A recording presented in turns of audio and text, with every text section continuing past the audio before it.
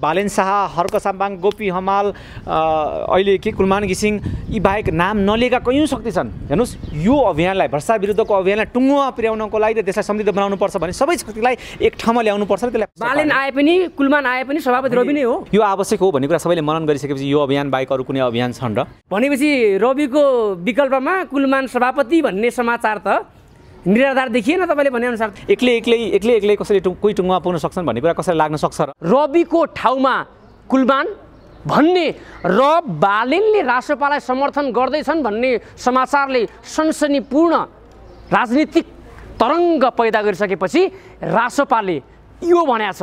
कुनै वार्ता संवाद भएको छैन कुलमान र बालेनको बिचमा तपाईँहरूको? त्यसो कहाँ भनेको छ र राष्ट्रिय स्वतन्त्र पार्टी? राष्ट्रिय स्वतन्त्र पार्टी त यी सबै शक्तिसँग वार्ता गरिरहेको छ। अब संवाद गरेर निकासको वातावरण जरुर खोज्नुपर्छ। नमिलेर के गर्ने त? के बिग्रिया छ र? बिग्रेकै छैन। बिग्रेको कहाँ छ त्यतापट्टिलाई यो प्रश्न जायज होला। बिग्रेको छैन, बिग्रिन दिन हुँदैन।